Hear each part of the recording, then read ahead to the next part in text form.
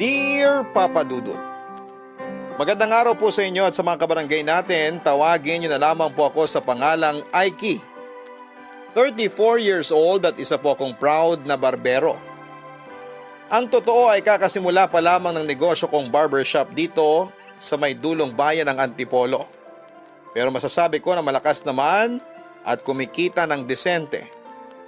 Pangarap ko na po talagang maitayo ito noong bata ako kasi gusto kong tularan ang yumao kong tatay na isang barbero.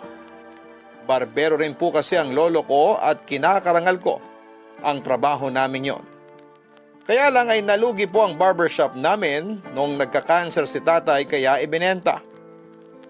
4 po kaming magkakapatid at ako ang panganay.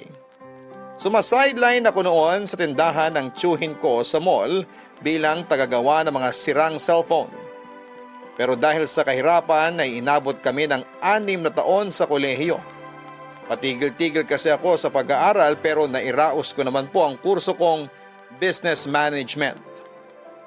4 na taon na po akong nagtatrabaho sa opisina nang makilala ko si Rizalyn. Bale, taga-ibang department siya na nag-apply at nagkataong nakasabayan ko sa pantry magmeryenda. Kinausap ko siya kasi nagagandahan ako sa kanya, Papa Dudut. Tapos naging palagay ang loob namin sa isa't isa hanggang sa niligawan ko siya at hindi nagtagal ay sinagot niya ako. Siya ang unang girlfriend ko na naging live-in partner ko na rin noong nabuntis ko siya. Pero kinailangan niyang mag-resign sa trabaho dahil masela ng pagdadalang tao niya. Nagko-commute lang kasi kami at napapagod siya doon. Kaya lang ay nakunan siya noong 4 na buwan ang baby sa tiyan niya. Papadudot dinamdam po namin ang pagkawala ng aming anak, lalo na si Rizalyn. Madalas siyang magmukmok sa inuupahan namin. Ayaw niyang lumabas ng bahay dahilan para mag-alala ako ng husto sa kanya, Papa Dudut. Tumagal po yun ng 2 taon kaya nga kapag rest day ko noon sa opisina ay sinasamantala ko na ang pagkakataon para lumabas at igala si Rizalyn.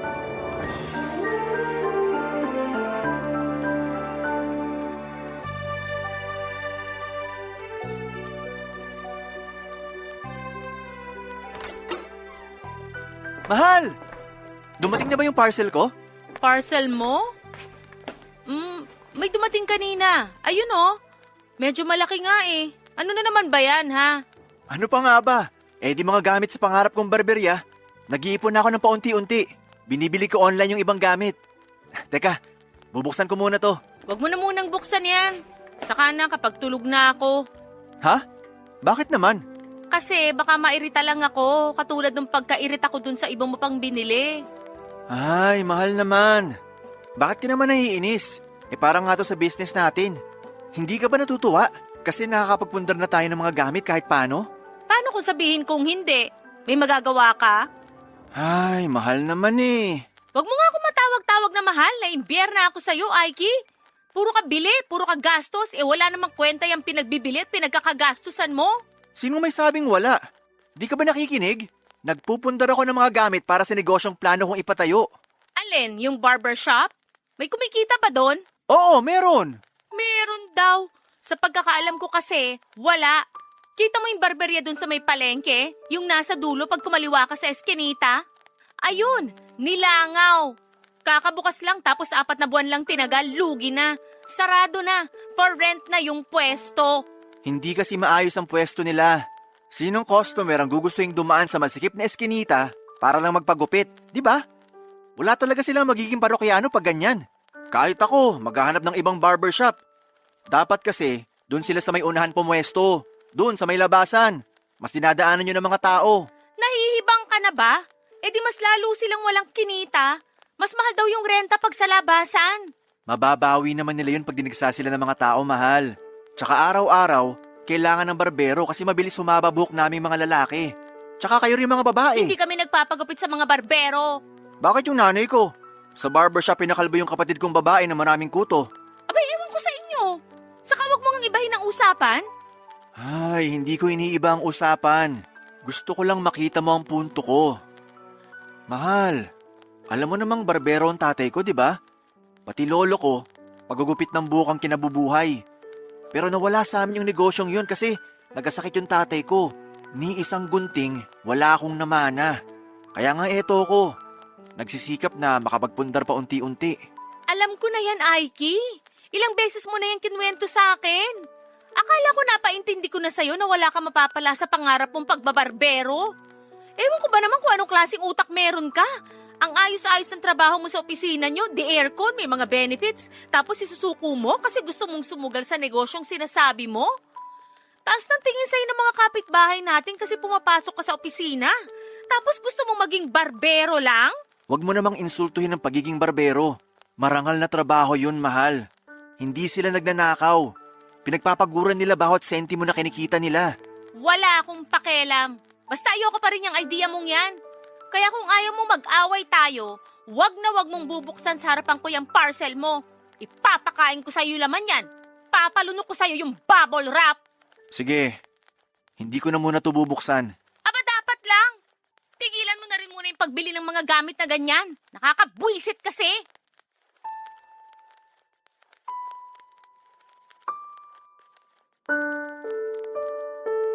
Maganda po si Rizalyn, morena, makinis ang balat at habulin ng mga kalalakihan. Doon pa lang sa opisina namin ay marami nang pumoporma sa kanya, kahit na hindi pa siya nagtatagal simula makapasok noon. Hindi naman sa minamalit ko ang sarili ko pero sakto lang kasi ang itsura ko, Papa Dudut. Maitim ang balat, hindi katangkaran, hindi matangos ang ilong. Pero sabi ni Rizalyn ay nagwagwapuhan daw siya sa akin.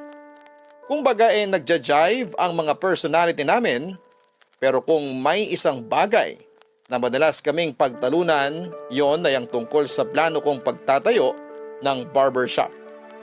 Naunawaan ko po na risky ang pagtatayo ng business kaya na-appreciate ko ang mga pros and cons na sinasabi niya pero nakakasama lang ng loob yon. Na para bang wala siyang kabilib-bilib sa akin sa mga pangarap ko, Papa Dudut. Aaminin kong nagtampo ako kay Rizalyn at diniscourage niya ako. Pero pinili ko pa rin pong unawain ang live-in partner ko.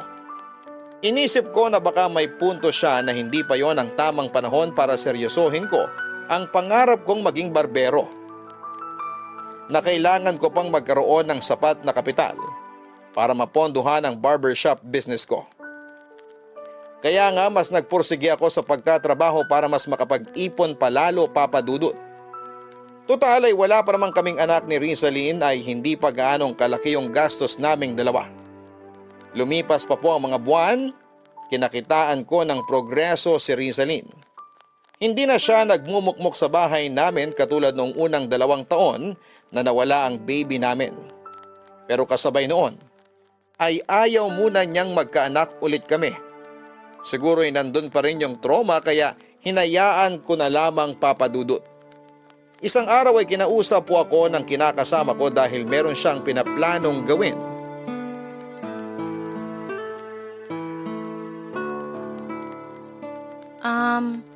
Mahal? Gising ka pa ba? Oo. Patulog pa lang sana. Hindi kasi ako makatulog eh. Bakit? May nangyari ba? Wala naman, pero may iniisip kasi ko. Kaya siguro hindi ako makatulog. Pwede mong sabihin sa akin. Baka sakaling mabawasan pag-iisip mo pag kinuwento mo. Tungkol saan ba? Wag na, baka mapuyat ka pa. May pasok ka pa sa trabaho bukas eh. Tulog ka na uli. Ipipikit ko na lang tong mata ko, baka dalawin na rin ako ng antok. Ayos lang naman sa akin. May alarm clock naman ako, tsaka di ko maaati matulog tapos ikaw, gising na gising pa riyan. Kaya sabihin mo na sa akin yung iniisip mo. Sige na nga.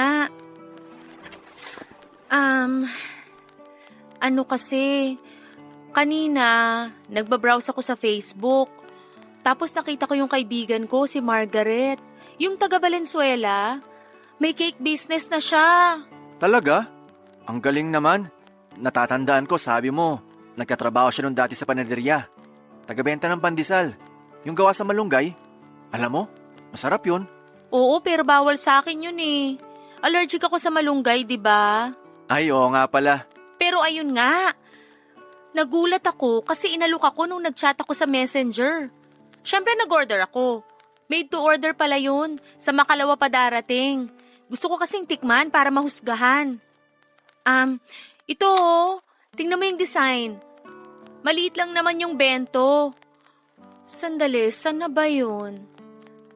Ito! Ayan, tingnan mo mahal. Cute, di ba? Ako namili ng kulay niyan. Uy, oo nga. Cute nga. Galing talaga ng mahal ko. Siyempre, artistic yata ako. Marunong akong tumingin ng kulay. Ito ngang bahay natin, pinapaganda ko tapos ikaw lang yung panira eh. Sobra ka naman. Totoo naman. Kapag gusto ko kulay puti lahat, hahaluan mo ng dilaw o pula. Tingnan mo ilagayan natin ng kutsara sa mga plato. Hindi akma yung kulay sa iba pang gamit natin. Buy one take one kasi yun online. Kaya binili ko na. Nakamura pa tayo. Eh di sana pinili mo yung kulay puti para pare-pareho sila nung thermos natin saka water jug. Walang puti sa option, mahal. Blue, green, tsaka yung pula lang. Kaya yun na lang ang pinili ko.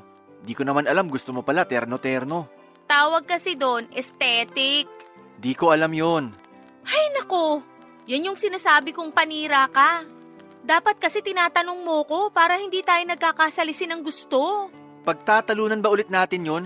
Akala ko tungkol sa cake na binibenta ni Margaret ang usapan. Ikaw kasi, nakakainit ka ng ulo. Naalala ko tuloy. Ako na naman po ang may kasalanan. Anong sabi mo? Wala. Sabi ko, tinanong mo ba yung kaibigan mo kung paano niya natutunan mag-bake at mag-customize ng mga cake? Aba, oo naman. Sabi niya nag-enroll daw siya sa baking class. Libre lang, ganun. Talaga? Ang galing naman. Pero yung mga ingredients na gagamitin sa actual baking, yun ang bibilin. Kasi syempre, limitado lang naman stocks dun. Sa bagay, pero nakakabilib pa rin. Yun nga eh. Kaya iniisip ko, mahal, gusto ko rin mag-aral mag-bake. Okay lang ba? Ha? Oo naman. Okay lang, pero may papasukan ka na ba? Meron. Sinabi sa akin ni Margaret kung saan siya nag-aral. Tapos nalaman ko, meron sa may bandang Pasig. Mas malapit. Ay, desidido na talaga ako. Ilang gabi ko na yung pinag-iisipan. Oo, wala akong masyadong idea sa paggawa ng mga tinapay o pagbe-bake ng cake. Pero gusto kong matuto. Mahal, malay mo maging katulad ako ni Margaret. Makapagbenta rin ako ng mga cake at makapagpatayo tayo ng tindahan. Kung ganyan na desidido ka na, tuloy mo, mahal. Natututo ka na, tsaka maganda rin na may pinagkakaabalahan ka para malibang ka. Talaga? Susuportahan mo ako? Oo naman. Bakit hindi? Wala lang. Naisip ko lang kasi baka ayaw mo dahil hindi kita sinusuportahan sa pangarap mong barbershop. Hindi naman ako ganong klase ng tao. Mabuti, kasi kumpara sa plano mong barbershop, mas may kikitain yung plano kong cake shop. Kaya doon na lang tayo, mahal. Malay mo, balang araw, yumaman din tayo. Papadudot masaya po ako nang sabihin sa akin ni Rizalyn ang balak niyang pag-enroll sa baking class. Doon pa lang sa kagustuhan niyang matuto ng ibang bagay, sinuna ako para hindi suportahan ang babaeng mahal ko.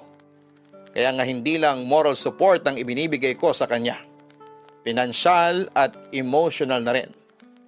Kumuha po ng short-term course sa baking ang live-in partner ko. 5 araw ang pasok niya na may 4 na oras na klase. Sa loob ng mga panahong yon ay tinutukan ni Rizalyn ang pag-aaral niya up to the point na pati weekend ay busy siya. Ang tinutukoy ko po ay yung mga time na hindi ko na siya mayayang lumabas para makipag-date kasi itutulog na lang daw niya o busy siya sa pagka-practice ng pagbe-bake nila sa mga susunod na araw. Nalulungkot ako sa parte na yon dahil naglalaan ako ng oras para makasama siya at hindi pag-usapan ang trabaho o ibang bagay pero pakiramdam ko ay kasabay ng pagiging abala niya. Sa bago niyang ginagawa ay ang pagkawala niya ng panahon sa aming relasyon, Papa Dudut. Barangay Love Stories. Barangay Love Stories. Bilang partner ay patuloy ko pong sinuportahan si Rizalyn sa bagay na ginagawa niya. At yun nga yung baking class niya, Papa Dudut. Nakikinig ako mabuti sa kanya kapag nagkikwento siya ng mga gusto niyang mangyari pag natapos na niya ang kanyang kurso. Naalala ko na nabanggit niyang may plano siyang gumawa ng cakes and other pastries para gawing negosyo. Gusto niya ring magtayo ng physical store kapag nakaipon na at may sapat ng kapital. Habang masaya ako dahil nakikita ko ang dedikasyon ni Rizalyn, hindi ko mapigilang mainggit sa suportang ibinibigay ko sa kanya. Hindi niya kasi yon magawa sa akin at sa pangarap kong pagtatayo ng barbershop, Papa Dudut. Kahit na ayokong magdamdam ay hindi ko pa rin mapigilan. Sa kabilang banda ay natutuhan kong isantabi ang feelings ko kahit na paulit-ulit kong naiisip ang mga sinabi sa akin ni Rizalyn noon. Na baka walang patunguhan ang pangarap ko at mag-aksaya lamang ako ng pera at ng lakas. Sa pagpapatuloy ng klase niya sa baking ay lalo po kaming nawala ng oras sa isa't isa ni Rizalyn, Papa Dudut. Madalas overtime ako sa trabaho tapos kapag wala siyang klase ay lumalabas siya kasama ang mga bago niyang kaibigan na nakilala niya sa baking class nila. Masaya ako para sa kanya kasi meron na siyang ibang sinasamahan. Kaya kahit mas lalong nabawasan yung oras namin, sa isa't isa ay hindi ko na po yun masyadong dinamdam. Ayokong sumama ang loob ko kay Rizalyn kasi mahal ko siya. At mahalaga sa akin yung kaligayahan niya kahit na parang hindi na po ako kasama doon, Papa Dudut.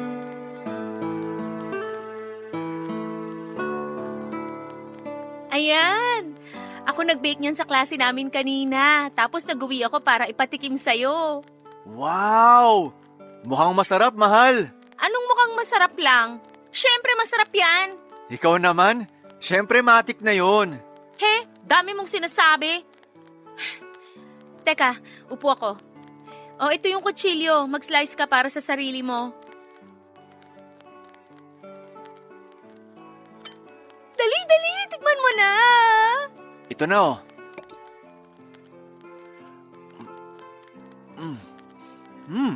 Ano na?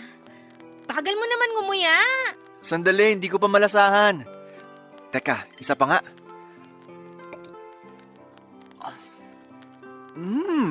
Anong di mo malasahan pinagsasabi mo dyan? High blood ka na naman. Hindi ako high blood. Kakainis ka kasi. Ano na masasabi mo? Tagal ha? Masarap naman siya, mahal. Pero parang hindi masyadong malinamnam. Ha? Pinagsasabi mo dyan? Ako nga titikim?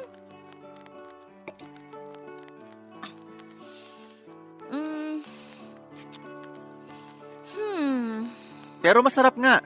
Masarap. Pero tama ka. Hindi siya masyadong malinamnam. Parang may kulang pero ewan. Okay lang yun, mahal. Kakainin ko pa rin naman tong ginawa mong cake. Sarap talaga. Ang galing ng mahal ko. The best. Pwede ba wag ka ngang magsinungaling? Naiinis ako eh. Palagay mo sa akin, uto-uto? Siyempre hindi. Huwag ka na mainis, mahal. Mahalin mo mukha mo. Rizalyn naman. Hindi ko kasi alam saan ako nagkamali. Sakto naman yung sukat ko ng mga ingredient.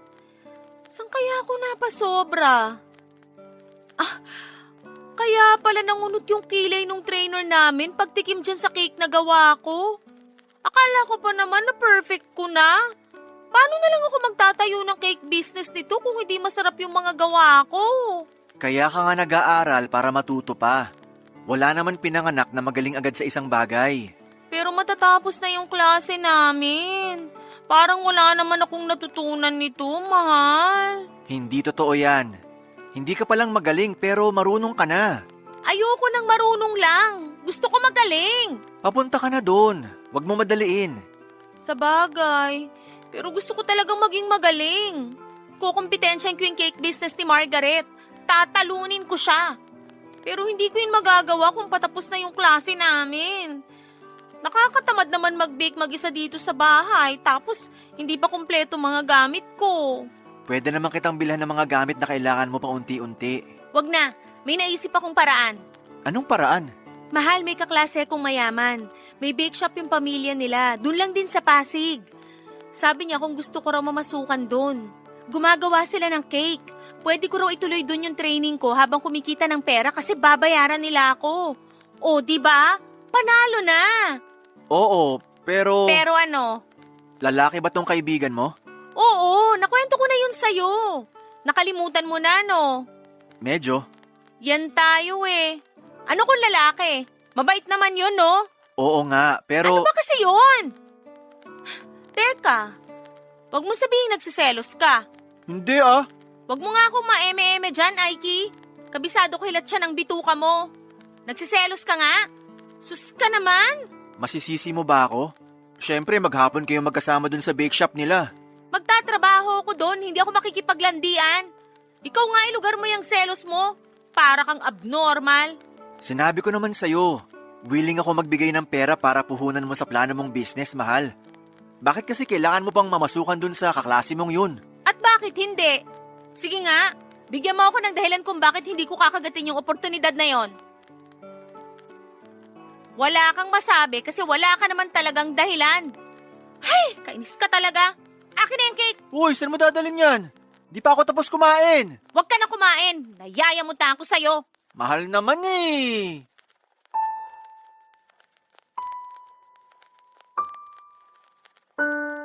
Nang matapos ang kurso na kinuha ni Rizalyn sa baking, namasukan siya bilang trainee sa bake shop ng kaibigan niya para makaipon siya ng panimula sa plano niyang negosyo. At hindi po siya nagpapigil kahit na sinabi kong handa ko siyang bigyan ng puhunan.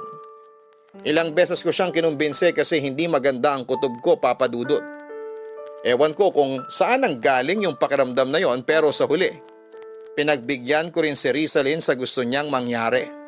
Dahil sa bago niyang trabaho na 6 na araw sa isang linggo ang pasok, lalo kaming nagkalayo ng loob.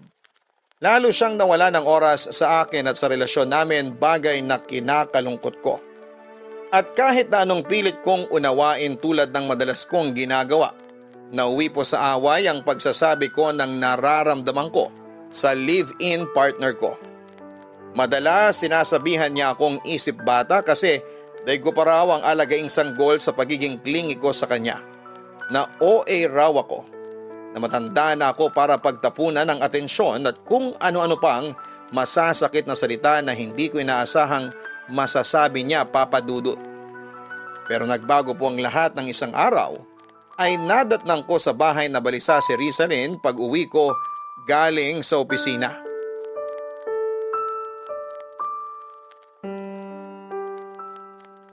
Mahal, kapag ba nakagawa ako ng kasalanan sa'yo, mapapatawad mo pa ako? Anong klaseng kasalanan? Basta, sagutin mo na lang kasi. Oo, pero ano nga kasi yun? May ginawa ka na ba? Siyempre wala. Ay, nagtatanong lang. May plano ka bang gawin? Wala. Baliw ka ba? Nagtatanong lang din ako, mahal. Huwag ka magalit.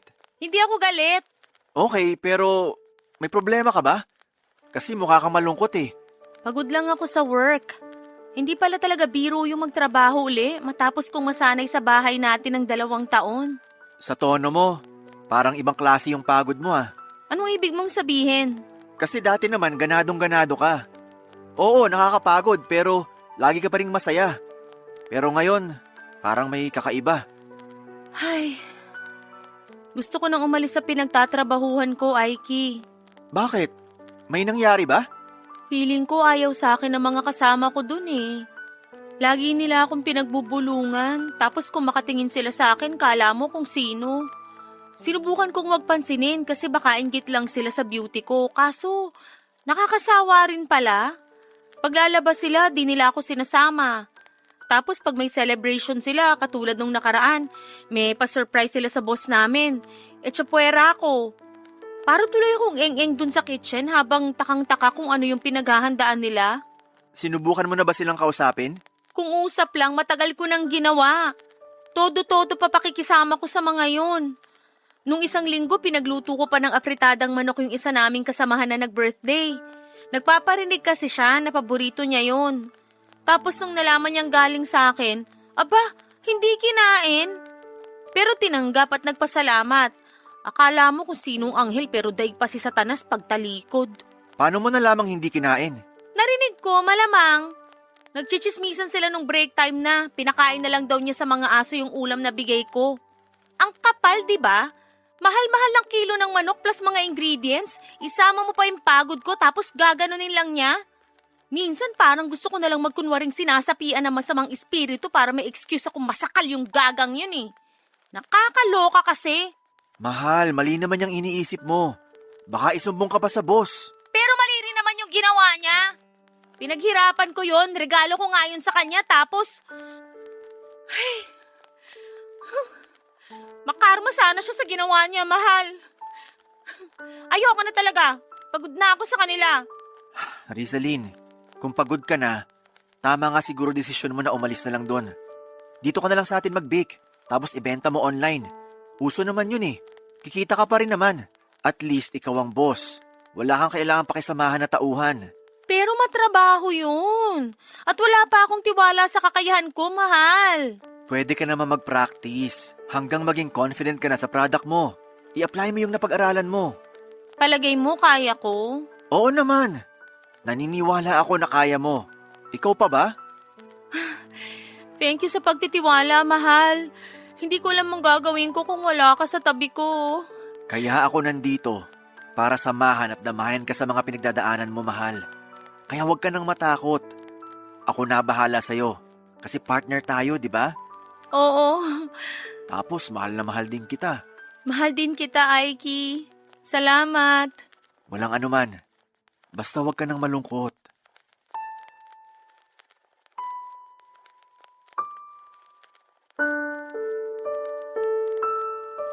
Hindi pa rin malinaw sa akin kung saan nanggagaling yung labis na pag-alala ni Rizalyn. Pero mas nanaig po yung pakiramdam na i-comfort siya, Papa Dudut. Gusto kong mawala yung kung anumang takot na nararamdaman niya. At lagi niyang isipin na kasama niya ako, Papa Dudut. Hindi siya mag-iisa na harapin ang mga bagay na yon dahil nasa tabi niya ako bilang partner niya, Papa Dudut. Kung tatanungin ninyo ako kung ano ang isang bagay na kinakatakot ko ng mga panahong yon, walang iba kundi yung bumalik ang depresyon niya. Simula ng gabing yon ay kapansin-pansin na mas nagiging affectionate na sa akin si Rizalyn. Naging mas malambing siya. Naging mas maalaga sa akin at maasikaso. Nakikipagsiping na rin siya sa akin, Papa Dudut. Dati kasi halos ayaw na niya akong katabi sa kama. Napapatanong nga ako noon kung may nagawa ba akong mali para tratuhin niya ako ng ganon, pero sabi niya ay wala naman daw. Opo, nanlamig sa akin ang live-in partner ko. Hindi ko maramdaman ang presensya niya at natakot ako na baka maghiwalay na kami. Kaya nang bumalik yung dating Rizalyn na sweet at affectionate, ay natuwa po talaga ako ng husto. Lumipas po ang ilang linggo, sinurpresa po ako ni Rizalyn nang sabihin niyang siya ay nagdadalang tao, Papa Dudut. Barangay Love Stories. Barangay Love Stories. Napakasaya ko po nang malaman kong buntis si Rizalyn, Papa Dudut. Siyempre magkakaanak na kami at lalaki na ang aming pamilya. Bagaman biglaan, hindi po unwanted ang baby namin. Nasabi ko po na biglaan kasi aminado ako na hindi ko pa masyadong napaglalaanan ng ipon ng pagbubuntis ng live-in partner ko. Kaya ang perang ginamit namin pang gasto sa mga check-up niya ay yung ipon kong kapital para sa plano kong pagtatayo ng barbershop. Wala naman pong kaso sa akin kasi sa anak ko naman mapupunta yung perang iniipon ko. Naisip ko na lamang na baka hindi po talaga para sa akin ang pagnenegosyo. Kaya lalo ako nagsikap sa pagtatrabaho upang madagdagan ang savings namin at tuluyang mapaghandaan ang pagdating ng aming baby. Lumipas ang 9 na buwan, matagumpay na naisilang ni Rizalyn ang healthy baby boy namin via cesarean section. Medyo malaki ang ginastos namin pero worth it naman po kasi ligtas at buhay ang aming anak. Pero aaminin ko na wala akong lukso ng dugo na nararamdaman sa batang dinala ni Rizalyn ng 9 na buwan sa sinapupunan niya. Ewan ko ba, Papa Dudut, pero masaya naman ako nang unang beses na makita ko yung baby pero parang wala sa loob kong mapalapit sa kanya. Bukod doon, habang tumatagal ay hindi na lamang ako ang nakakakita ng pagkakaiba namin ng anak ko. Ang ibig kong sabihin ay minsang natanong sa akin ng mama ko kung ako raw ba talaga ang tatay ng baby namin ni Rizalyn kasi hindi ko kamukha. Maputi po ang bata, pareho kaming moreno ng live-in partner ko. May pagkamatangos din ang ilong ng anak ko at sakto lang naman po yung sa amin ng mama niya. Marami pa pong kaibahan na hindi ko na lamang sasabihin para sa maprotektahan ang bata Papa Dudut.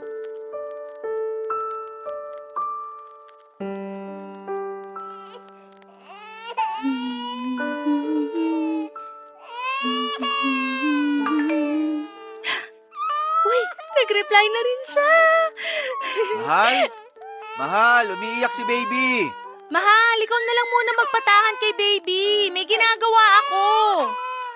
Ay, naku anak, huwag ka na muna umiyak. Nakakarindi na kasi. Oh, baby, tahan na. Nandito na si Papa. Halika, buhatin kita para di ka na umiyak. Oh, tahan na anak. Ay, mahal. Nagse-cellphone ka lang pala. Akala ko kung anong pinagkakaabalahan mo. Ano bang gusto mong palabasin? Wala. Punto ko lang, pwede mo naman ibaba sandali ang cellphone mo para patahanin si baby. Busy nga ako, di ba? Saka nandyan ka na, iuutos mo pa sa akin. Uy! Mahal?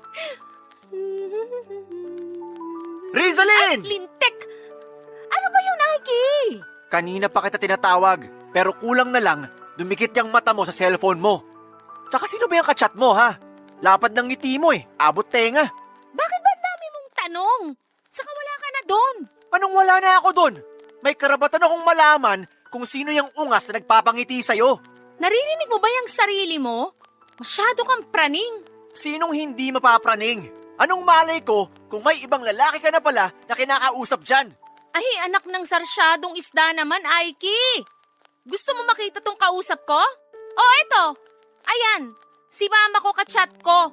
May kinukwento siyang nakakatawa kaya nakangiti ako. Ano, kontento ka na ba? Panatag ka na ba? Sorry na mahal. Akala ko kasi kung sinong lalaki. Yan ang hirap sa'yo Masyado kang seloso na wala sa lugar. Hindi ako seloso. Hindi mo mukha mo. Yung kaklase ko nga dati na boss ko rin sa pinapasukan kong bake shop pinagseselosan mo Tapos sasabihin mo sa akin na hindi ka seloso? Kung hindi, ano lang? Praning? Tama nga ako, masyado kang praning. Hindi mo ako masisisi. Tumigil ka. Dami mo pang satsat, yun na rin yon. Ay, anak, tahan na. Hindi kami nag-aaway ng mama mo. Hindi raw. Kung nakakaintindi lang sana yung bata, malalaman niya na pinagbibintangan mo ko. Mahal, hindi ganun ang punto ko. Huwag mo nga akong tawaging mahal pagkatapos mong palabasin na malandi ako. Ay, nak, tahan na sabi. Akin na nga yung anak ko. Hindi ka marunong magpatahan, palibasa hindi mo naman anak. Ha? Anong sinabi mo? Wala. Akin na sabi yung anak ko.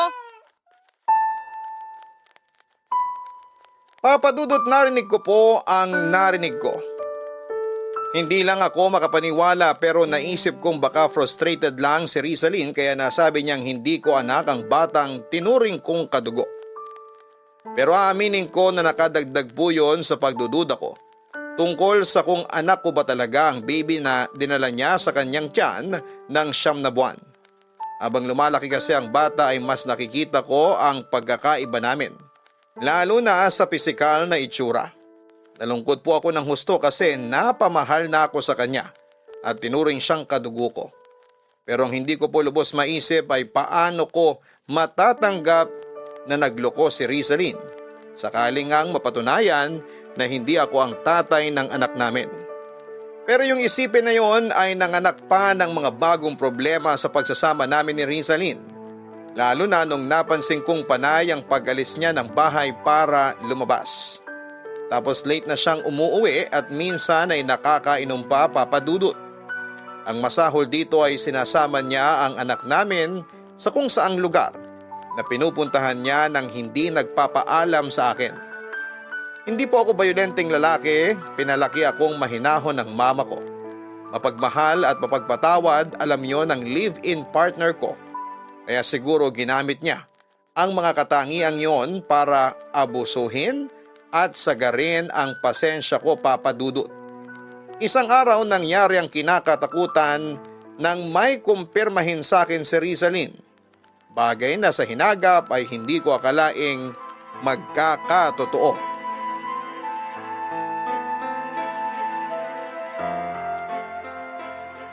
Anong sabi mo? Nakikipaghiwalay ka na? Oo, gusto ko nang makipaghiwalay sa'yo kasi hindi na kita mahal. Bakit?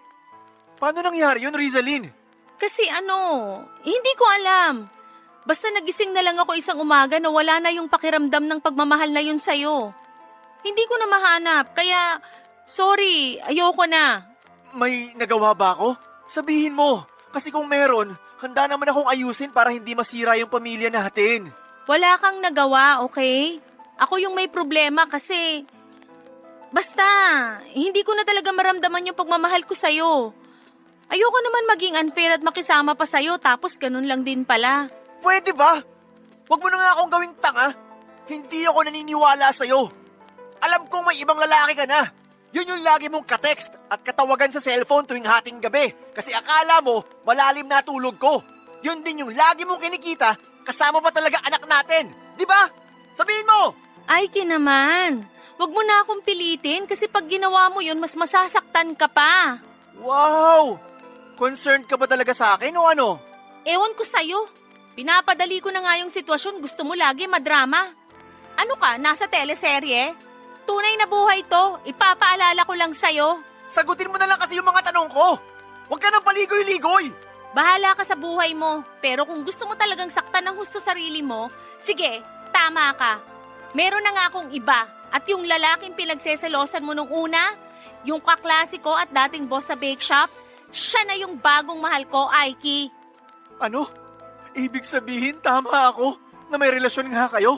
Tama ako na pinagselosan ko siya kasi iniibutan niyo ako sa ulo. Kung makapagsalita ka naman, akala mo asawa mo ko? Remind lang kita na hindi tayo kasal. Wala tayong pinanghahawakang kasulatan o papeles para umakto ka ng ganyan.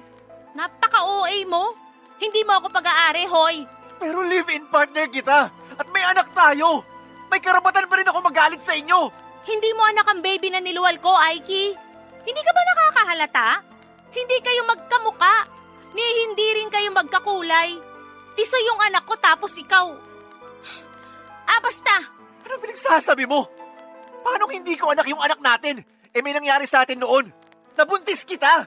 May nangyari sa atin pero matagal na rin may nangyayari sa amin ng ama ng baby ko. Malamang siya yung nakabuntis sa akin. Pinaako ko lang sa'yo kasi natakot ako nung malaman kong nagdadalang tao ako at hindi niya ako pananagutan.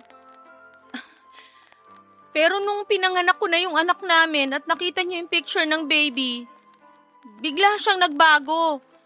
Sabi niya sa akin, gusto niya maging tatay ng anak niya.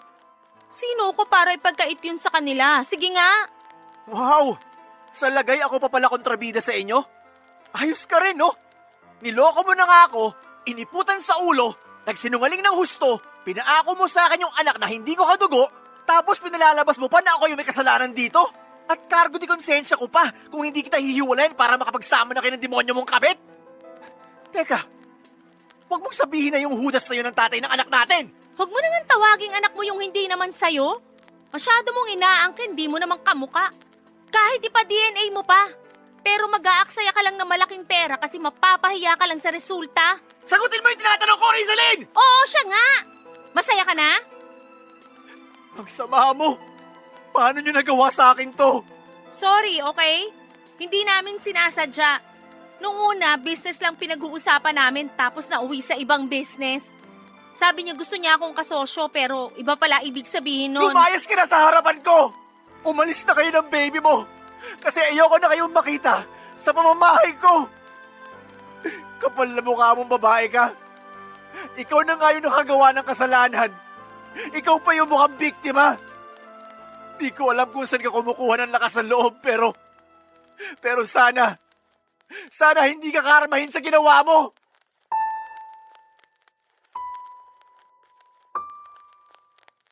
Umalis po si Rizalin kasama ang anak na hindi ko naman kadugo ng araw na yon.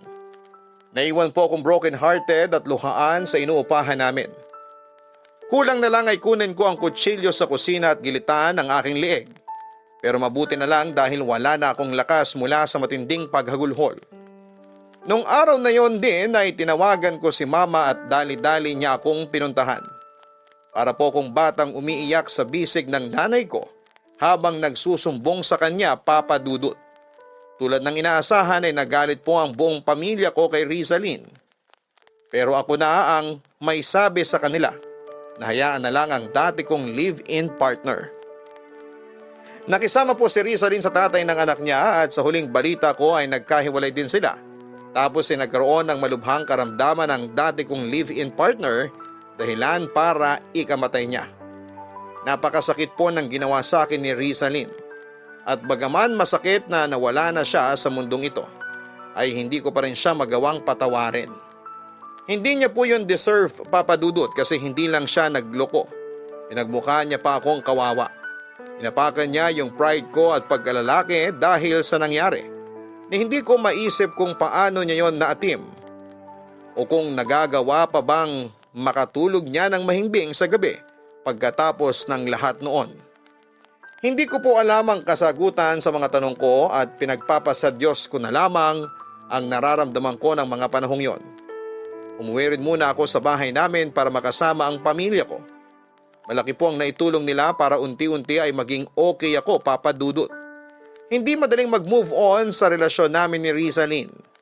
Minahal ko siya, tinuring na parang mundo ko. Inilaan ang sarili ko sa kanya at bumuo ng mga pangarap na kasama siya. Pero lahat ng yon ay nawala. Gumuho na lang bigla at naiwan ako mag-isa, nasasaktan at pariwara. Akala ko ay hindi na ako makakausad pero lahat ng bagay, ultimo, matinding sakit at pagdurusa na pinagdadaanan natin ay merong katapusan. Sa kasalukuyan ay inaabala ko po ang sarili ko sa barbershop business ko, Papa Dudut. Single pa rin po ako at wala pang planong makipagrelasyon pero hindi ko naman tuluyang sinasarado ang puso ko. Proud at masaya po ako kasi sa wakas ay natupad ko na rin yung matagal ko ng pangarap. Magaan din ang loob ko dahil napapaligiran ako ng mga taong suportado ako at hindi ako hinihila pababa. Marami akong napagtanto sa buhay.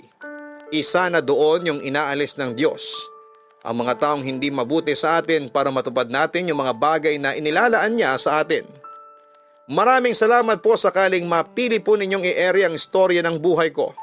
Gusto ko lamang samantalahin ang pagkakataon para sabihing number 1 sa puso ko ang programa ninyong Barangay Love Stories. God bless po sa inyong istasyon at sa mga kabarangay natin. Ang inyong forever kapuso at kabarangay, Aiki. Dear Papa Dudut. Magandang araw po sa inyong lahat at sa lahat ng mga nakikinig ngayon. Tawagin niyo na lamang po ako sa pangalang Fiang. 40 years old na sa kasalukuyan. Panganay ako at nag-iisang babae sa aming 5 magkakapatid. Marami na po akong pinasukang trabaho pero kung hindi nag-resign ay natatanggal naman po ako dahil palagi po akong nakukursunadahan ng mga nagiging amo ko. Hindi naman po ako kagandahan. Ako po yung masasabing sakto lang pagdating sa itsura. Pero dahil maputi ako at magandang hubog ng katawan ay palagi ako napapansin kahit saan ako magtrabaho. Hanggang second year college lang po ang natapos ko, Papa Dudut. Kaya hindi ako qualified sa gusto kong trabaho. Gustong gusto ko po kasi noon na magtrabaho sa opisina. Nagsimula po ako sa pagiging kasambahay, tindera hanggang sa matanggap ako bilang cashier. Napilitan naman akong mag-resign sa huling trabaho ko nang maging dahilan ako ng pag-aaway ng manager namin at ng boyfriend nito na katrabaho rin namin. Wala naman akong kasalanan doon dahil umiiwas talaga ako sa mga lalaki pero silang lumalapit at nangungulit sa akin, Papa Dudut. Kaya madalas akong napapahama. Hanggang sa naisip kong maghanap na lamang ng malilipatan. Ang kaso ay hindi po ako kaagad nakahanap ng malilipatan kaya pansamantala muna akong nagtinda ng street foods para may mapagkunan pa rin kami ng panggastos. Nasa kalahatian na po noon ang taon nang maisipan kong maghanap muli ng trabaho. Nung nag-aasikaso na ako ng requirements ay nakalimutan ko namang magdala ng ballpen. At noong police clearance na ang kukunin ko ay may nakasabay akong lalaki.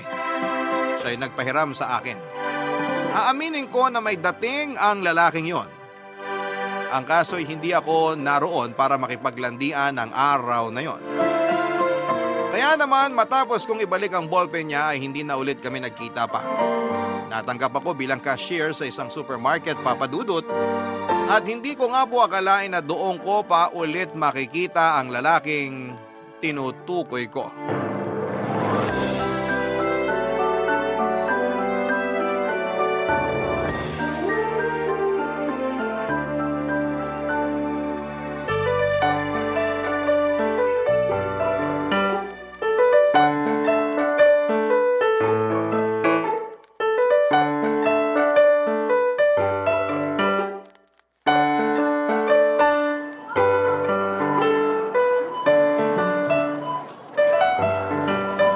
Uy, pamilyar ka. Parang nakita na tayo. Ballpen! Hindi ballpen ang pangalan ko. Hindi. Ibig kong sabihin, ikaw yung nagpahiram ng ballpen sa akin nung kumukuha ako ng police clearance. Buti hindi mo ako nakalimutan. Akalain mo yun? Liit ng mundo, no? Sino ba naman mag-aakala na magiging magkatrabaho pala tayo? Oo nga eh. Ako nga pala si Fiang. Nickname ko lang to ha. Sabi kasi nila masyado raw makaluma yung pangalan ko kaya mas okay na yung Fiang. Cute nga ng pangalan mo eh. Parang ikaw. Ikaw kakikilala lang natin, ang bobola ka na. Ay teka, hindi mo pa sinasabi pangalan mo. Miguelito real name ko pero mix na lang for short din. Nice meeting you nga pala, Fiang. Cute mo. Sexy pa.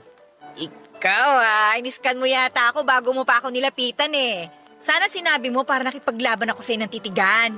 Wow, palaban ka ha? Gusto ko yan. Uy, joke lang yun!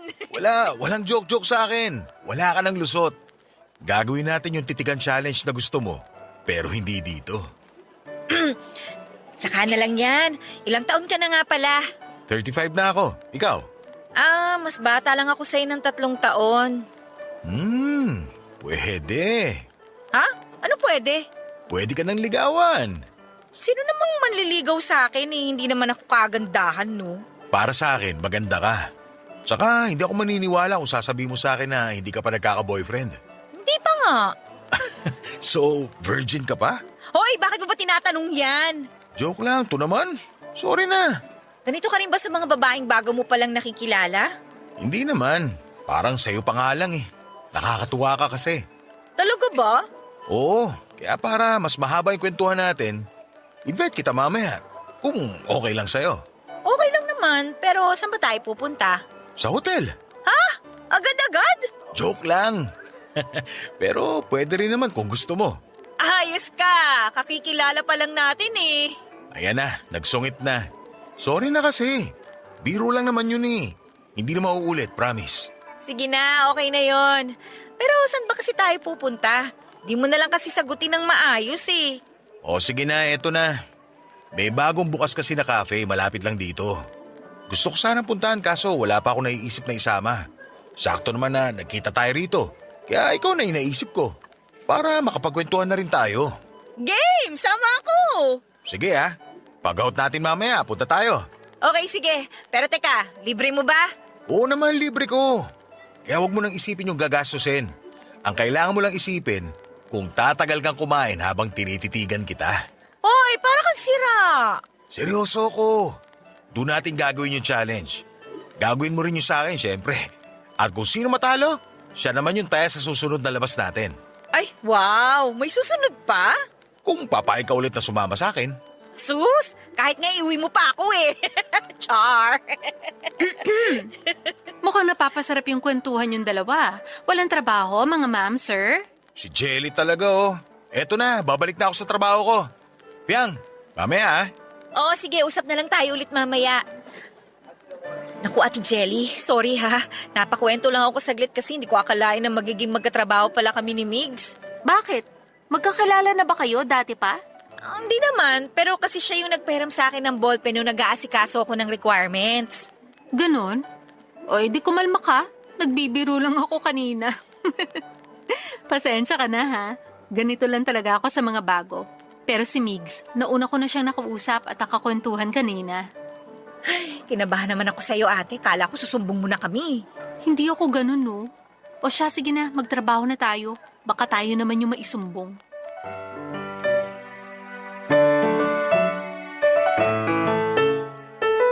Papa Dudut, hindi ko maialis ang tingin ko noon kay Migs dahil nakakaakit naman talaga siya.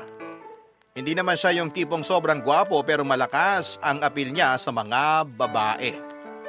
Matangkad siya at mukhang palagi ring nagwo-workout. Kahit yung boses niya, ang sarap pakinggan. Kaya parang gusto ko na lamang siyang titigan, maghapon at pakinggan yung mga kinukwento niya. Kahit siguro tungkol sa mga langgam yung pag-uusapan namin, ay magiging interesado pa rin ako dahil sa boses ni Migs. Kahit na ilang araw pa lang ang nakakalipas mula nang magkakilala kami, ay nagkagaana na kaagad kami ng loob. Madalas kaming nag-uusap tuwing break namin at nagtatawanan at nagbibiruan pa kahit oras ng trabaho. Minsan ay hindi na rin kami naiiwasang tuksuhin ang mga kasamahan namin sa trabaho at kahit mga customer na nakakapansin sa pagtitingin na namin, Papa Dudut. Kahit kasi ako at cashier kasi ako at bagger naman siya. Kaya may mga pagkakataon talaga na nag-uusap kami kahit oras ng trabaho. Habang tumatagal noon ay mas lalo pa kaming nagiging malapit sa isa't isa. Minsan ay sabay kaming lumalabas dahil nagkakayayaan pa kaming kumain ng tusok-tusok o kaya ay maglakad-lakad muna bago umuwi. Nung unang sweldo naman namin, Papa Dudut, ay doon na nagsimulang lumalim ang namamagitan sa amin ni Migs nang magkayayaan kaming mag-inuman, Papa Dudut.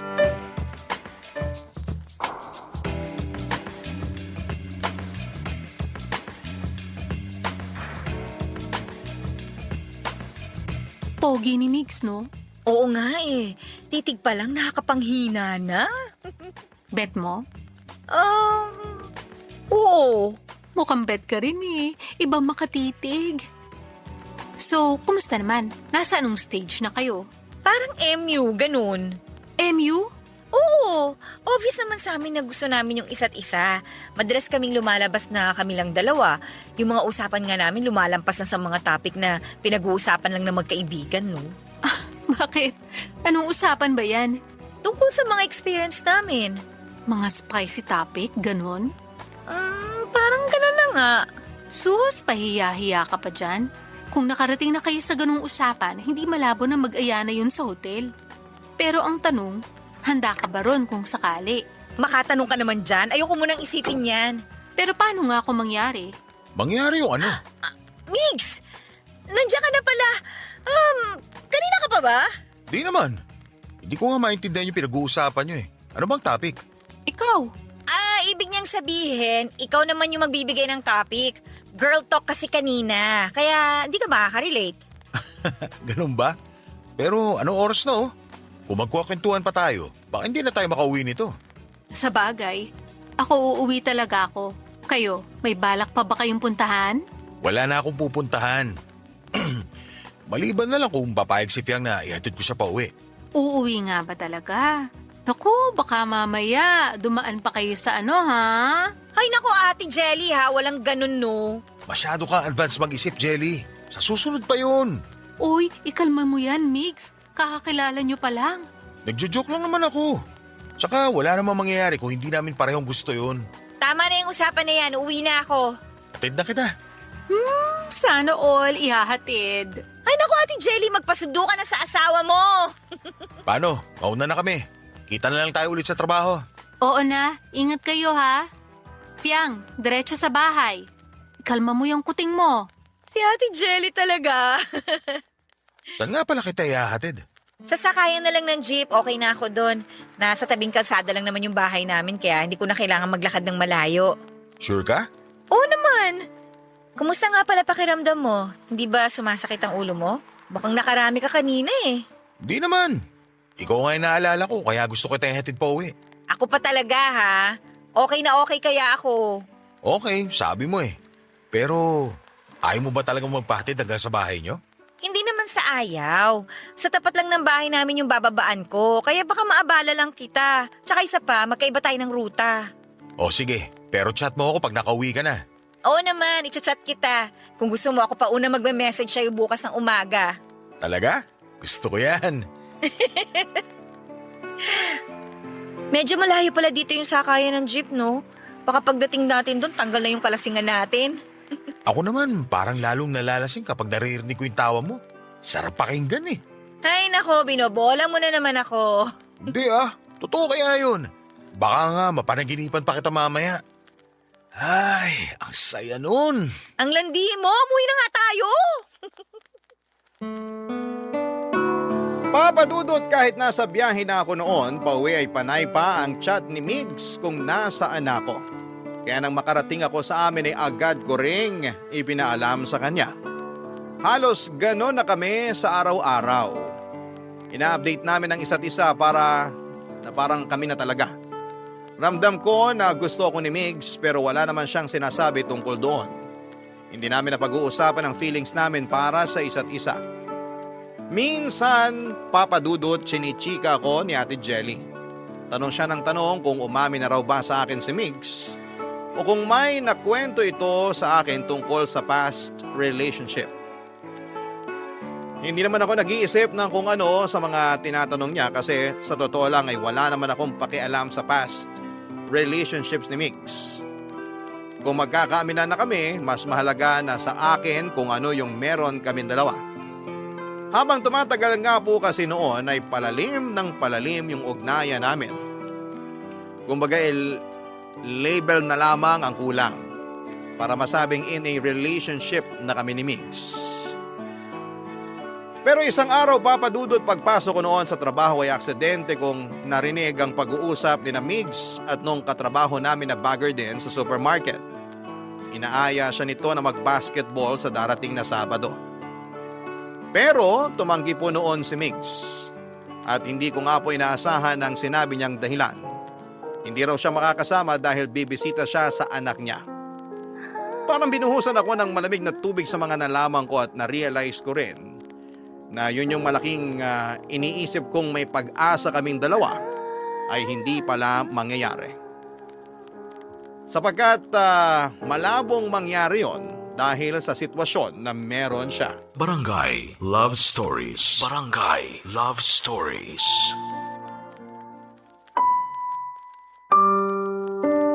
Papa Dudut, nagulat ako sa nalaman kong may anak pala si Migs. Hindi ko naman siya masisisi dahil hindi naman ako nagtanong. Hindi ko nga rin maalala kung naitanong ko ba sa kanya kung may girlfriend na ba siya o asawa. Basta sumabay na lamang ako sa agos hanggang sa naging close kaming dalawa. Napaiyak na lamang ako noong nalaman ko yon dahil alam ko sa sarili ko na malalim na ang nararamdaman ko para kay Migs ng mga panahong yon. At mahirap na para sa akin na layuan o iwasan siya. Dahil sa nalaman ko, Papa Dudut, kahit mahirap ay sinubukan ko nang iwasan si Migs. Nakikipag-usap naman ako sa kanya pero hindi kagaya ng dati na palagi kaming nagtatawanan. Kung hindi para sa trabaho ay hindi ako yung mauuna na magsalita, Papa Dudut. Hindi na rin ako sumasama tuwing nag-aaya siyang lumabas. Nagdadahilan na lamang ako na may importanteng asikasuhin o di kaya ay masama ang aking pakiramdam. Hanggang sa napansin na rin yon ni Ate Jelly. Kinausap niya ako at tinanong kung ano ang problema. Sinabi ko naman sa kanya ang katotohanan at hindi na siya nagulat doon. Pero ang pinagtataka ko ay parang may gustong sabihin sa akin si Ate Jelly na hindi niya masabi-sabi. Lumipas ang 2 linggo na iniwasan ko pa rin si Migs. Batid ko na medyo nakakahalata na siya. Pero hindi ko na lamang yon pinansin. Kung aasa pa kasi ako sa kanya ay siguradong masasaktan lamang ako sa huli. Pero kahit panindigan ko ang pag-iwas sa kanya, may mga pagkakataon pa rin talaga na ginagamit niya para magkalapit kami ulit, Papa Dudut. Sinabi ko sa sarili ko na hindi ako magpapakatanga. Pero parang kinain ko rin ang mga sinabi ko noong mas malala pa ang mga nangyari. Nagkayayaan ulit kaming uminom noong sweldo na namin at inaasahan ko nang sasama rin si Migs. At doon na nga po kami nakapag-usap ng masinsinan, Papa Dudut.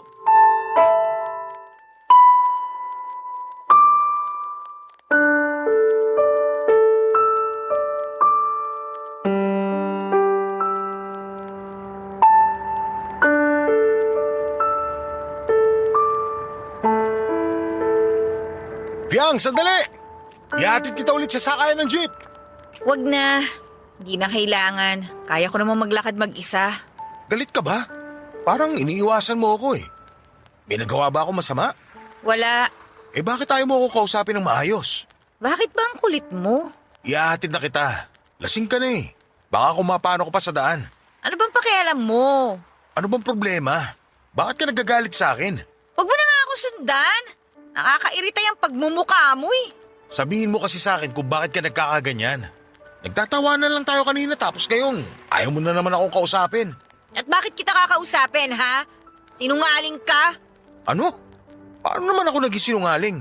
Huwag ka nang magmaang-maangan. Alam kong alam mo kung ano yung sinasabi ko. Manguhula na ba ako ngayon? Kaya nga ako nagtatanong sa'yo eh. Kasi hindi ko alam kung bakit ka nagagalit sa akin, di ba? May hindi ka sinabi sa akin. Ano ba yun? Sabihin mo naman sa akin. Hindi mo sinabi na may anak ka na pala. Paano mo nalaman? Narinig ko kayo ng katrabaho natin. Inaaya ka niyang mag-basketball pero sabi mo, bibisitahin mo yung anak mo. Ibig sabihin, may asawa ka na. Oo, pero hindi naman kami nagsasama. Matagal na kaming hiwalay. Pero bakit hindi mo sinabi sa akin yun? Kahit man lang sana tungkol dun sa anak mo. Pasensya ka na kung hindi ko nasabi sa'yo. Pero wala naman akong balak isikreto yun. Nauna mo lang malaman, kaya sorry. Huwag ka na magalit. Babawi na lang ako sa'yo. Hindi mo naman kailangan bumawi eh. Hindi naman tayo, di ba? Huwag ka na magtampo. Please? Sa tingin mo tampo lang tong nararamdaman ko? Nagmumukha na akong tanga, Migs. Ang ganda na nung pinapakita mo sa akin eh. Lahat ng ginagawa mo is special para sa akin. Akala ko special na ako sa'yo pero wala eh. Asang-asa lang ako pero nakakagago yung hindi mo pagsasabi sa akin na may asawa at anak ka na. So anong balak mong gawin sa akin, ha? Balak mo pa akong gawing kabit? Hindi naman sa ganun. Sabi ko nga, di ba, hindi na kami nagsasama. Hindi kami okay kaya malabo yung sinasabi mo na magiging kabit ka. Hindi ka kabit kaya huwag mong tawagin yung sarili mo ng ganyan. Kasal nga kayo eh. Ano mga kala mo? May special title yung mga kabit para hindi nakakahiyang pakinggan? Alam mo, lasing ka na. Saka na lang natin to pag-usapan kapag okay ka na. Okay ako. Yung meron tayo, yun ang hindi okay. Ang labo-labo kasi eh. Sabihin mo nga sa akin, ano ba tong meron tayo? Puro kalandian lang ba to? May nararamdaman ka na sa akin? Pag-usapan natin to pag hindi ka nalasing. Papa Dudut, inabutan kami noon ng ulan habang nag-uusap sa gilid ng kalsada. Wala na kaming pakialam pa kung may nakakarinig sa amin ng mga sandaling yon. Alam kong nakainom ako pero alam ko lahat ng mga sinasabi ko kay Migs. Malinaw yon sa alaala ko at sinadya kong sabihin sa kanya mga bagay na yon para makakuha ng sagot pero bigo pa rin ako. Hindi ko pa rin alam kung mahal ba ako ni Migs o trip niya lamang akong landiin noon.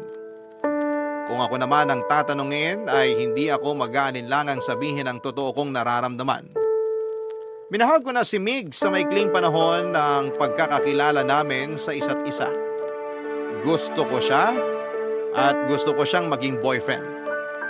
Pero paano naman mangyayari yon kung may asawa siya?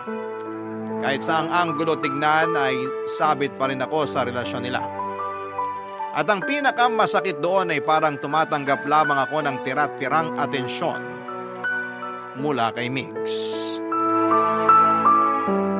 Nang gabing yon, dahil sa pagod at galit na nararamdaman ko kay Migs, ay hindi ko na namalayang nakatulog na pala ako sa mga bisig niya. At nang magising ako, nasa harap na kami ng isang mumurahing hotel. Ewan ko ba, Papa Dudut, pero sumabay na lamang ako sa agos noon. Hindi na ako nagtanong kay Migs kung ano ang ginagawa namin doon. Hindi rin ako umangal nang alalayan niya ako papunta sa isang kwarto matapos niyang mag-check-in. Papa Dudut.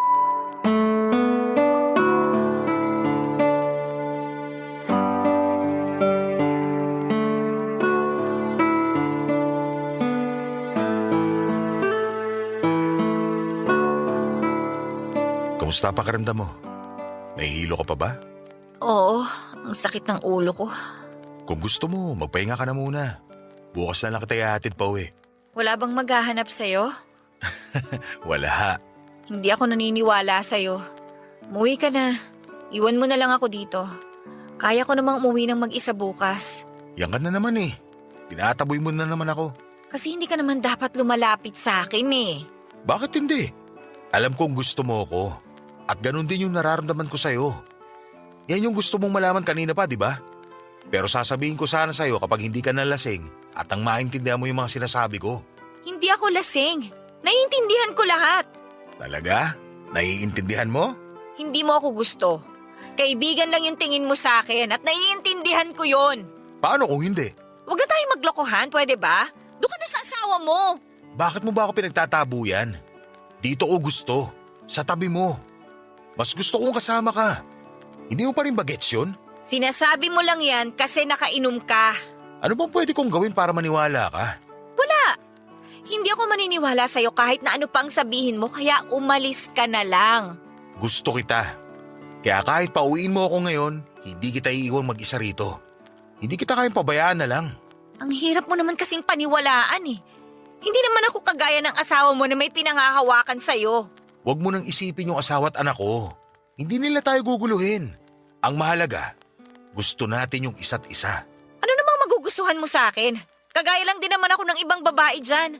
Mabait ka at masaya kang kasama. Bonus na lang yung sexy ka. Kaya nga nung unang araw natin sa trabaho, napatitig talaga ako sa'yo eh. Talaga?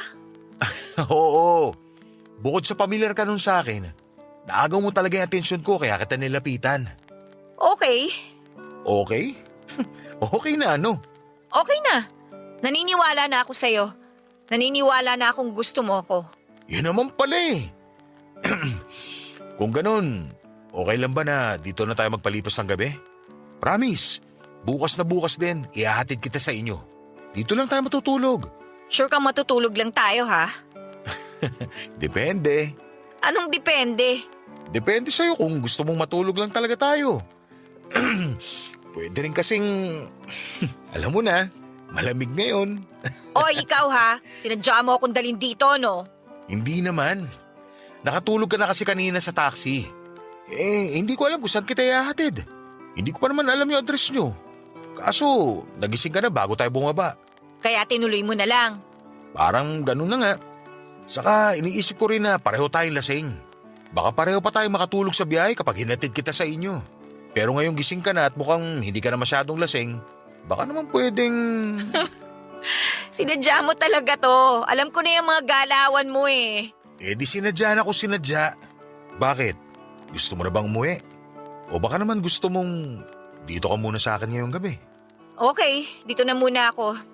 Pero bukas, ihahatid mo ako sa amin. Sure. Kahit ihatid pa kita hanggang kwarto mo. Hoy, hindi yung pwede sa nanay ko. Basic.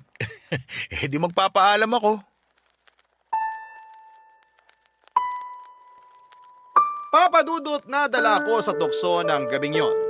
Hindi ko na napigilan ang sarili ko sa mapang-akit na boses ni Mix. Aaminin ko na ilang beses na may nangyari sa amin habang nasa hotel kaming dalawa. Sinulit namin ang bawat oras na magkasama kami dahil minsan lang yon na mangyari. Habang ginagawa namin yon ay nawala sa isipan ko ang mga bagay na inaalala ko. Hindi ko na inisip na pamilyado na ang lalaking kasama ko ng mga sandaling yon. Matapos ang gabing yon sa hotel ay hinatid ako ni Migs pauwi sa bahay. Pero ang pinagtataka ko, ni hindi man lang siya tumuloy sa amin nang sinabi ko sa kanya na ipapakilala ko siya kay nanay. Ang sabi niya lang noon ay nagmamadali na raw siyang umuwi at naiintindihan ko naman siya. Dahil anong oras na rin kaming nakauwi. Pagbalik naman namin sa trabaho ay sinubukan kong pag-usapan yung nangyari. Kunwari nagtatanong ako kung magkano yung binayaran niya sa hotel para maghati kami. Pero iniiba niya ang usapan, Papa Dudut. May pagkakataon pa noon na pumasok siya na medyo mainit ang ulo at parang ayaw makipag-usap sa akin. Noong sumapit ang birthday ni Migs, inimbitahan niya kaming mga malalapit niyang kaibigan sa trabaho sa bahay na tinutuluyan niya. As usual, nag-inuman kami doon at nagdala na rin kami ng pagkain para idagdag sa mga hinanda ni Migs. Pero habang nagse-celebrate kami ay hindi namin inaasahan na may darating pala siyang bisita. Walang iba kundi ang asawa at anak niya, Papa Dudut. Barangay Love Stories. Barangay Love Stories. Papa Dudut, nang hina ako sa nasaksihan ko ng gabing yon. Nakita at narinig naming lahat kung paano nagtalo si Migs at yung asawa niya sa harapan pa mismo ng anak nila. Hindi ko akalain na may ganong side pala siya kapag nagagalit siya. Habang nagtatalo sila noon ay may nabanggit ang isa naming katrabaho na kaklose talaga ni Migs.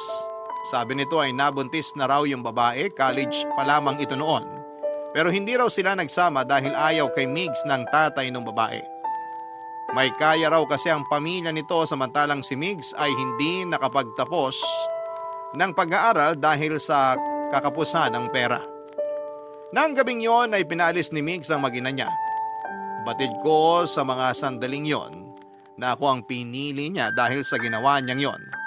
Pero hindi ko mapigilang makonsensya noong paalisin niya yung mag-ina kahit gabing-gabi na. Pakiramdam ko tuloy noon ay kasalanan ko kung bakit sila nagtalo. Pero nung nilapitan ako ni Migs ay medyo gumaan na ang pakiramdam ko. Nagpa-comfort siya sa akin at pagkatapos noon, Papa Dudut, ay may nangyaring muli sa amin. Akala ko ay tuloy-tuloy na yung magandang nangyayari sa amin ni Migs. Pero nang makita kong sinundo siya ng asawa niya sa trabaho, ay para na naman akong sinampal ng katotohanang may asawa at anak na siya, Papa Dudut.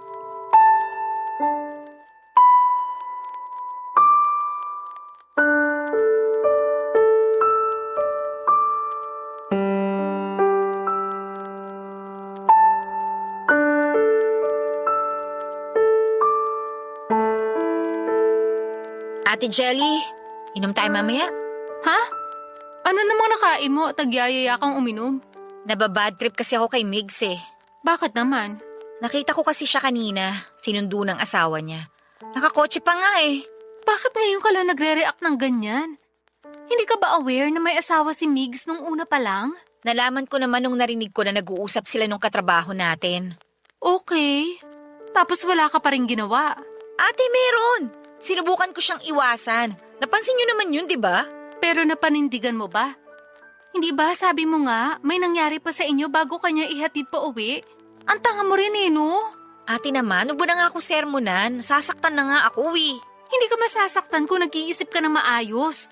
Kung nalaman mong pamilyado na siya, hindi mo na sana hinayaang may mangyari sa inyo. Mas lalo mo pang pinalalim yung namamagitan sa inyo eh. Nagawa ko yun kasi mahal ko siya. Ayun, kaya naman pala. Hindi ka nga tatagal ng ganyan kung hindi mo pa mahal. Eh ang tanong, mahal ka rin kaya niya? Hindi ko alam. Alam mo na pamilyado siya. Pero pinush mo pa rin na makipagrelasyon sa kanya. At si Migs naman, isa malaking paasa. Walang kasiguruhan yung relasyon nyo. Sa tingin mo ate, okay na ba sila nung asawa niya? Kaya ba siya sinundo kanina? Si Migs lang ang nakakaalam ng sagot dyan. Ano? Tatanungin ko ba siya? Aba malamang, kesa naman sa nanguhula ka dyan. Mabuti nang alam mo kung ano yung totoong estado ng relasyon nila mag-asawa. Baka mamaya, ginagawa ka lang panakipbutas ni Migs. Saklap nun. Ay, hindi ko alam kung paano ako mag-react kapag sinabi niyang okay na ulit sila ng asawa niya. Masakit malaman yung totoo. Pero mas masakit kapag niloloko ka lang niya tapos pinatagal mo pa. Mag-isip-isip ka nga. Hindi mo deserve na maging parausan lang ng isang lalaki. Grabe ka naman sa parausan, ate. Bakit hindi ba? Ilang beses na rin naman na may nangyari sa inyo, di ba? Pero ni minsan ba, narinig mong sinabi niya na mahal ka niya? Ha! Baka yung sinabi niya lang masarap kang kasama. Tapos ikaw, nagpapauto ka naman sa kanya. Grabe ka talagang mang real talk, no?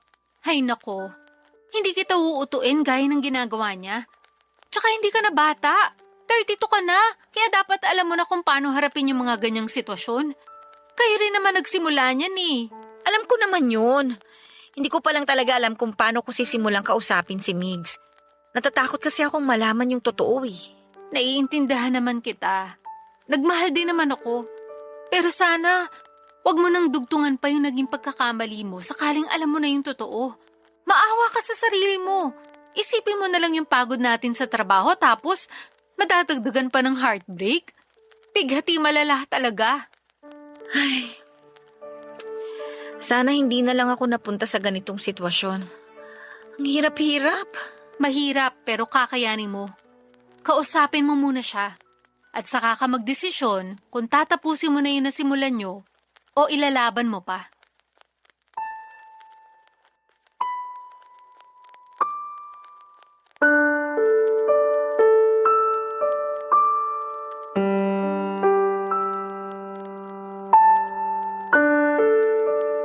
Papadudod parang praning na ako noon sa kakaisip kung bakit sinundo si Migs ng asawa niya at kung saan sila pumunta. Kung nag-hotel din ba sila at may nangyari sa kanila o okay na silang muli. Para bang sasabog ang ulo ko noon sa kakaisip ng kung ano-anong senaryo sa pagkikita nila ng asawa niya. Kaya ang ginawa ko noon ay tinadtad ko ng text messages si Migs. Sa tapang ko noon ay feeling ko ay ako ang legal. Ilang beses ko rin siyang tinawagan pero gaya ng inaasahan ko, hindi siya sasagot noon dahil kasama niya ang asawa niya. Pinuntahan ko si Mig sa bahay na inuuwian niya pero hindi na kami nagkaroon ng pagkakataong makapag-usap ang muli. Awang-awa ako noon sa sarili ko dahil halos mamalimos na lamang ako ng atensyon ni Migs. Parang willing na nga po ako noon na magsettle na lamang sa tira-tira ng iba. Pero hindi na talaga kami nagkausap ang muli. Nag-resign na rin kasi siya sa trabaho kaya hindi ko na rin siya mahagila pa. Basta ang alam ko lang noon ay nagkaayos na sila ng asawa niya. Wala naman akong magawa, ano ba namang laban ko. Legal na asawa na po yung pinag-uusapan. Kaya ang nangyari ay tinanggap ko na lamang na hindi talaga para sa akin si Migs. May nagmamay-ari na ng puso niya. At hindi ako yon. Pagkatapos ng 3 years ay nagkaroon na ako ng panibagong karelasyon. Hindi ko na lamang po babanggitin ang pangalan niya pero naging boyfriend ko po siya noon. At kung kailan okay na ako ay saka naman kami nagkitang muli ni Migs. Ewan ko ba papadudot. Pero kahit matagal-tagal na rin yung panahong lumipas ay parang bumalik lahat ng excitement ko nang makita ko siya. Nakakayamang sabihin pero may nangyari kaagad sa muli naming pagkikita. Akala ko ay pwede na naming ituloy yung naudlot naming relasyon noon pero ganito po ang mga nangyari.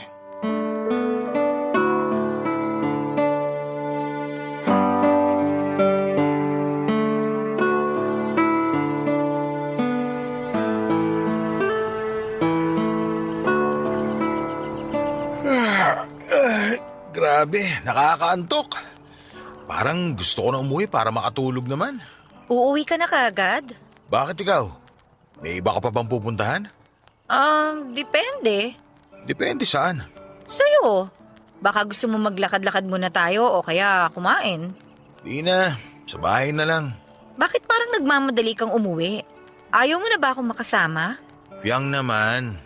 Kung ayaw kita makasama, edi sana hindi tayo humantong sa hotel. So yun na yun? Sex lang yung dahilan kaya tayo magkasama ngayon? Namiss kita, yun lang yun. Pero wala tayo sa puntong iiwan ko yung asawa at anak ko para sa'yo.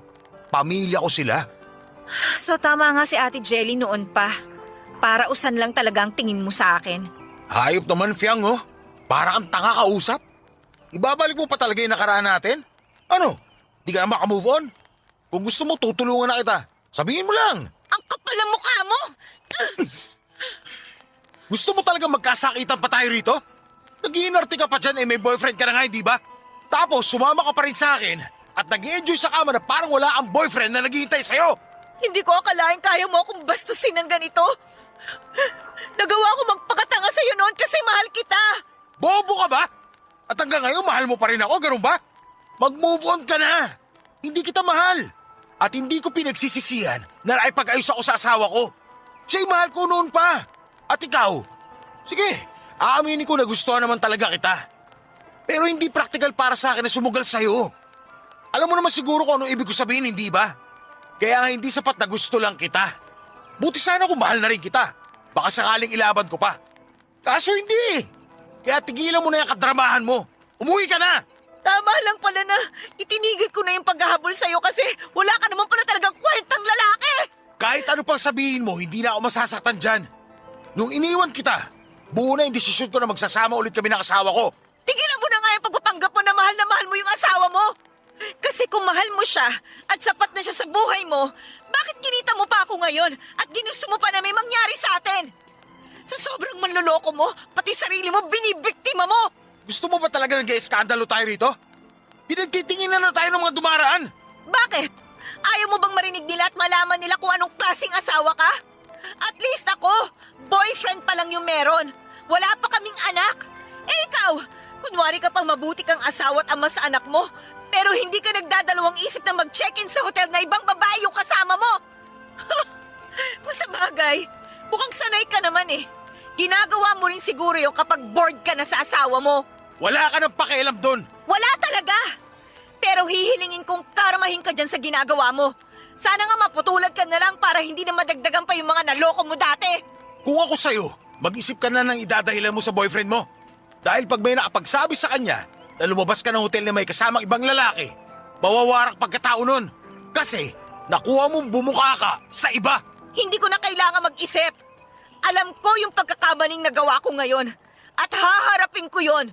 Hindi kasi ako duwag, kagaya mo. Papa Dudut, noong sumama ako kay Mig sa hotel ay handa na akong ipagpalit siya sa boyfriend ko. Sorry po sa word pero ganun po ako katangang mag-isip noong mga panahong yon. Hindi ko na naisip na hindi lang ang isa't isa ang nasaktan namin at pareho lang kaming nanlokot nakasakit ng tao. Totoo nga pala talaga na kayang tapusin ang isang oras lamang ang relasyong nabuo sa loob ng ilang taon. Bago po kasi naging kami ng boyfriend ko ay naging magkaibigan muna kami, kaya may matibay na pundasyon ang relasyon namin. Akala ko naman ay sapat na yon pero isang maling desisyon ko lamang pala ang sisira noon. Si Migs ang pinili ko pero iniwan niya pa rin ako sa ere. Ang huling balita ko na lamang kay Migs ay maayos pa rin silang nagsasama ng asawa niya. Pero bukod doon ay wala na akong ibang alam sa kanya. Pinutol ko na ang lahat ng ugnayan namin at nag-move on na rin ng tuluyan. Hindi lang sa kanya, kundi sa sakit na naidulot sa akin ng mga maling desisyon ko sa buhay. Sa ngayon, Papa Dudut, ay meron na akong sariling pamilya. Natuto na ako sa mga naging pagkakamali ko noon at itinatama ko na yon ngayon. Wala po akong inilihim sa asawa ko ngayon at tinanggap naman niya ako ng buong buo. Hanggang dito na lamang po, Papa Dudut. Maraming salamat po sa inyong programa at sa Barangay LS sa pagbabahagi ng aking kwento. Ang inyong forever na kapuso at kabarangay, Fiang.